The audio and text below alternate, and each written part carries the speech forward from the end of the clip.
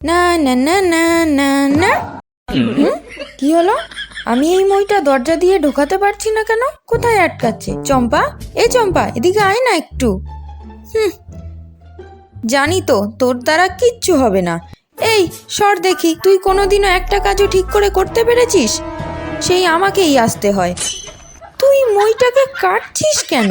না কাটলে ঢুকবে কি করে? ও, আমার মাথায় তো এটা আসেইনি। এবার মনে হচ্ছে আমাকেই যেতে হবে।